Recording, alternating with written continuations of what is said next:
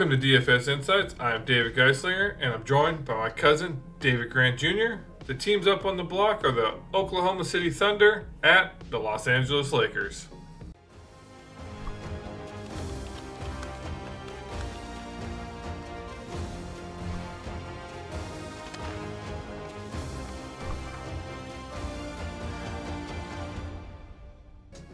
This is where each of us are going to be giving you our three key players to focus on while creating each of your lineups. David and I are going to give you a quick breakdown of what we like about the three main plays, and make sure to stay tuned until the end where we're going to give out two completely free lineups for you. Yeah, so welcome back everybody to another episode of the LA Lakers. This is Fanduel single game slates. Seems like we're covering them quite a bit. As typically these single games are, the late time, and LA is good, I guess. Well, I mean, they're good enough to be favored. They're favored 1 point over the Thunder, which, currently the Lakers are ranked 10th in the West. They are actually, they are 5.5 games ahead of 11, so they do have a cushion, at least for the play-in spot. They're 6-4 in their last 10, and they're currently on a 1-game losing streak. Where the underdog in this matchup, the Thunder, are first in the West. They just actually went above the Timberwolves with the win against the Suns here, and they're 7-3 in their last 10, and like I just mentioned, they're on a 1-game winning streak. How the Lakers are favored, I mean, other than the Lakers, it's the Lakers, is beyond me. Wild. Yeah. So Wild. Some of the biggest factors I see in this is, as with every game we cover with the Lakers, it's who's playing.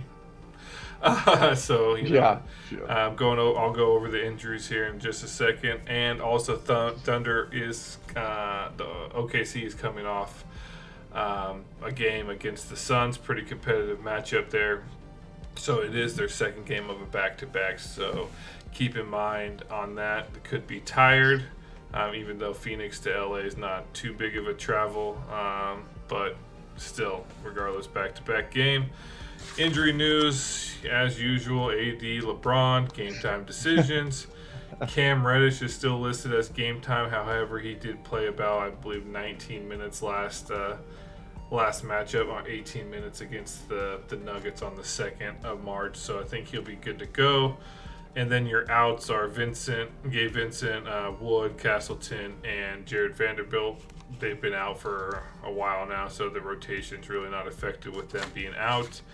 And then for out, the only really injury on OKC is, this might be confusing, Jalen Williams. That is There's two Jalen Williams on the OKC, so it's not the quote-unquote good one.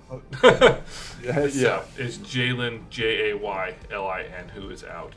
So so not too much there, but yeah, what do you see? What do you think about the Lakers being favored here?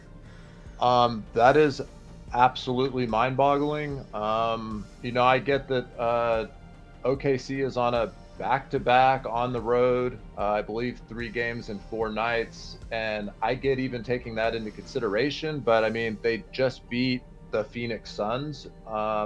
They're, like you said, they just overtook the Minnesota Timberwolves to be the number 1 in the Western Conference, and you're going to tell me you're going to go into a Lakers team where LeBron and AD have been game time decisions all year, and they're going to be underdogs?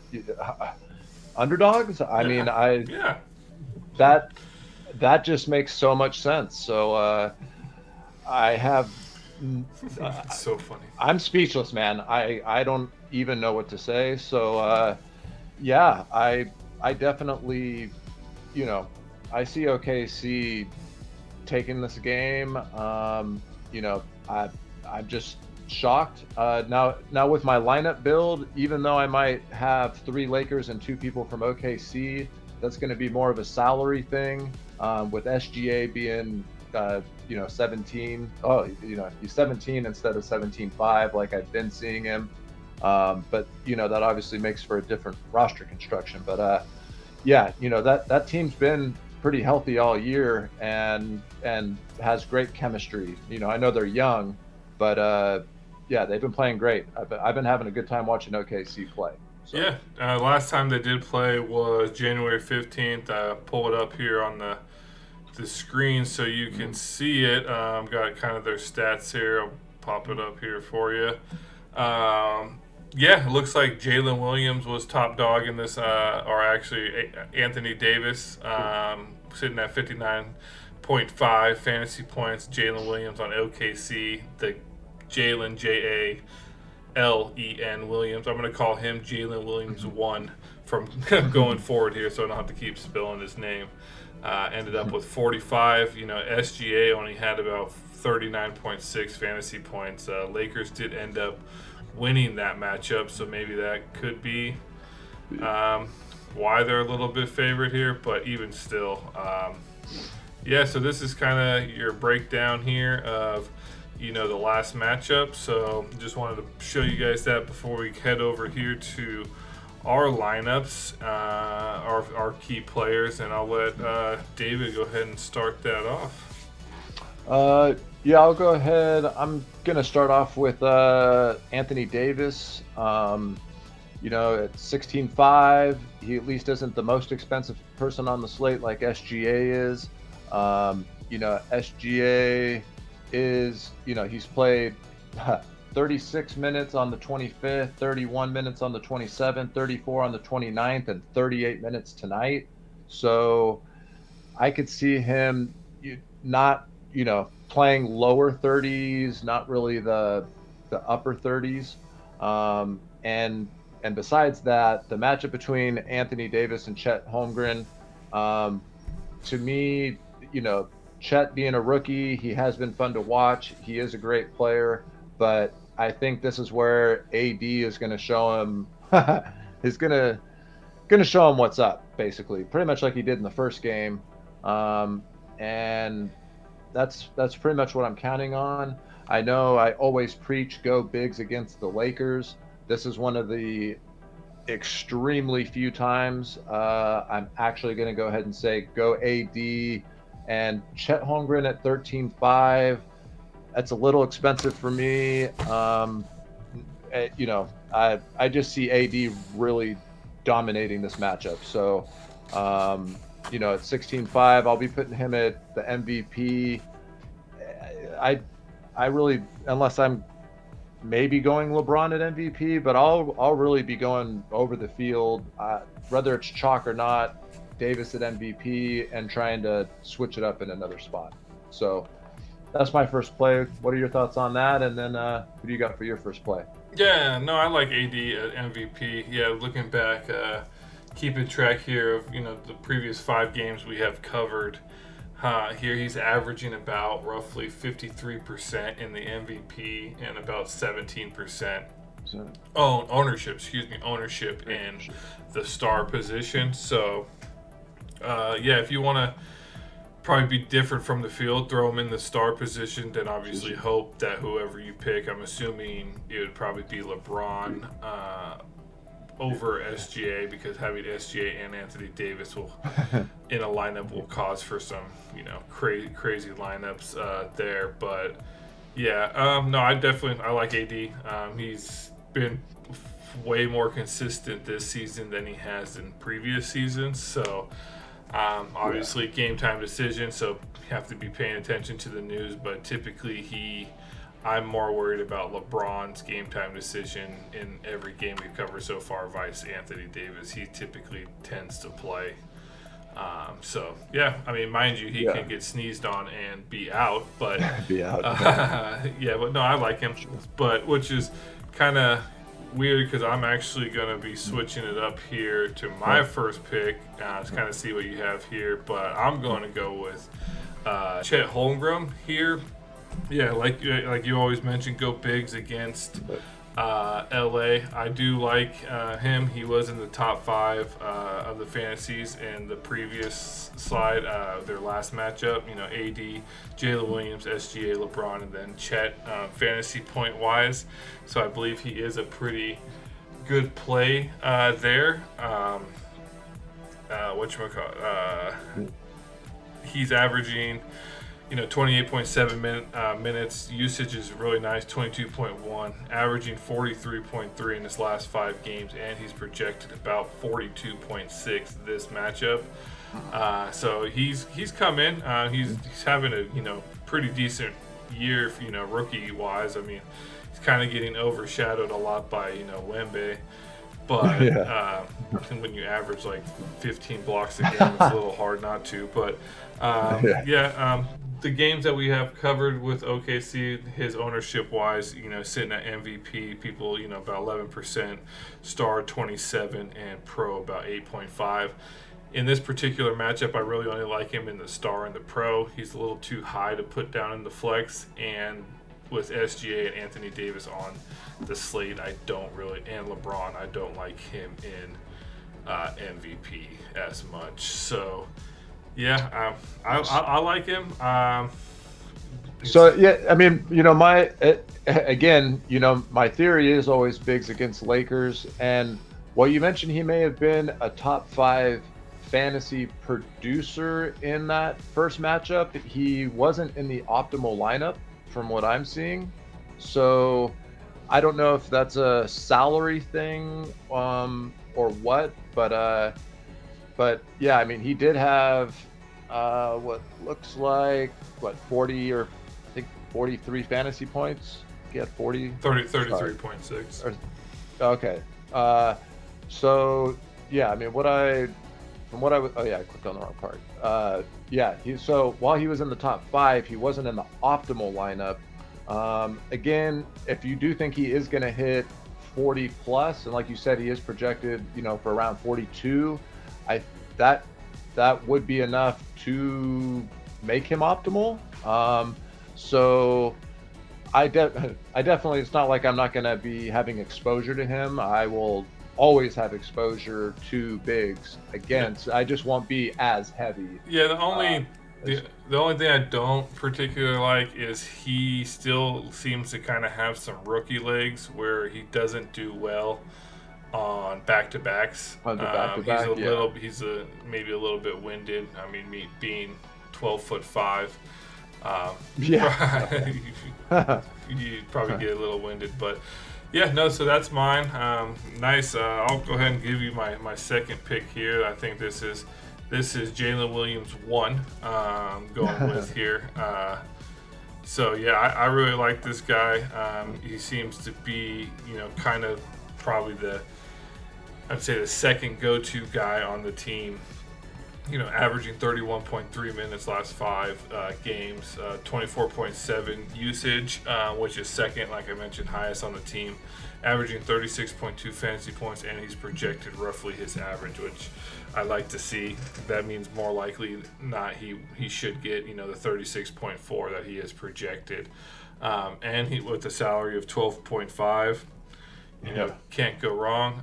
His last matchup, he did score 45.6 against the Lakers, so he was the second highest on the slate there. Looking over my ownership values that I have here, MVP 2.5%, star 11.4, pro 17.5. For him as well, I only like him in the star and pro. I think 12.5 is a little high for at least my lineup constructions to throw him in utility. And with like the 3 people I mentioned before, SGA, LeBron, and AD, those are going to be probably the 3 alternate MVPs. As much as I think Jalen Williams could be an MVP, it's just I think they have a way higher, more likelihood than not to get that MVP slot. What do you think? And then who is your second pick? Yeah, I guess that works out. My second pick is also Jalen Williams. There you go. 1. Nice. And as you mentioned, he crushed last time they played with the 46 fantasy points. It actually kind of works out. He pairs well with Chet Holmgren. They got a top assist combo together, so they got some good chemistry out there on the floor. Jalen Williams has been in the optimal lineup the other 3 times they played this season. It looks like so OKC won the first matchup, LA won the second two, but either way, he was in the optimal lineup all three times they've played, and at 12-5, you just can't go wrong. This dude's number, he's been great. I've been watching him. He looks great on the floor. His numbers are great. Everything is just great about this guy. So as far as like where he'll be, like you mentioned, I don't have the confidence to really put him at the MVP, but definitely a lot of star. Maybe the pro, he should be less owned at the pro. I could see him being higher owned at the star. Whichever one projected ownership would be lower for, I might pop him there just for an ownership play. Star, at least from the game that I have that we covered. Okay. Or Houston, we covered the Houston, or at least I recorded the Houston one. He was 11% in the star, 17 in pro. Okay, so and it does vary with matchup to matchup, because I mean I know Houston has some good up and coming guys, but it's like they don't have AD and LeBron type of guys on the slate, so that will affect the ownership. Yeah. Here, but I do see playing him at the star quite a bit. I mean, he's hit 46, 39, and 41 fantasy points, and like I said, he's been optimal every time. So I'm definitely going to be going back to that well. I think he's, to me, of course, if I say, I'm just going to stop there because I don't want to jinx the play. If I keep going on about how good this guy is, I don't want to jinx it. So yeah. So yep, definitely put him in your lineups. That's my second play as well. I guess I'll go ahead and lead off with my final pick. I'm going to go ahead and surprisingly go with Mr. Rui Hachimura Nice. of the Lakers. I know that might come as a small shock, but this seems to be so. The first two games, or I'm sorry, not the first two, but the first two that they played, Christian Wood and Vanderbilt, I believe were available in those games, and so in this matchup with both of those guys being out, I could see Hachimura getting some extra, a minute. His minutes have been up over the past three games from 25 minutes to 33.8. So, that's looking good. And he's actually been in the optimal lineup the last two times that they faced each other. So, it seems to be the guys in the optimal lineup are pretty consistent from the research I've been doing. So, at 9,500, we both know his upside is upside of 40. I will be playing him primarily at the pro spot. I will be playing him at the flex. The flex, he will be probably chalk. So to differentiate, putting him at the pro will be the ownership move. But other than that, that's going to be my third pick. What are your thoughts on him, and who do you got here for your last pick? Yeah, I like him because he's actually my third pick, which is weird. That's crazy. I was doing a little research and I saw that he was also in those optimals. So I mean, can he pull off a hat trick? With the three. Starting to kind of worry now. I got Jalen in the optimal, and now Rui's like, I'm going to jinx myself going back. Thinking it's going to be the same lineup again, but. But no, like you said, Rui. I mean, at 9,500, I like his play. He seems to be getting a little bit more consistent as like before. 18, 8.8, 12.3, but at least in the past, 6 or 7 games here, he's at least been, fairly consistent. Upper 20s. He did have one that sneaked down into the teens there, but. I do. Like I said, I do like him, and I believe you are right. Just averaging here, the 5 games that we covered, ownership about 24% in the flex, 3% in the pro, and then less than 1% in both MVP, or MVP is basically not owned, and then star is about a 0.5%. So no, I definitely see him as a pro slash flex spot for sure. Pro if you want to go for that ownership value for sure. There, but I like the play there, and like you said, he doesn't really have to worry with Vanderbilt and Wood out. He's kind of locked in there, and I think it shows. So hopefully he has it. Then obviously his based on Tweedledee and Tweedledum, LeBron James and AD about their freaking injury news. His value goes even higher if they're out. So 100%. So the way I do seem to look on it, sorry, I have a mosquito here. The way I look at it, when it's a home game for the Lakers, they typically LeBron is going to want to play. I mean, and AD, because it's their home crowd. That's what the people are coming to pay to see.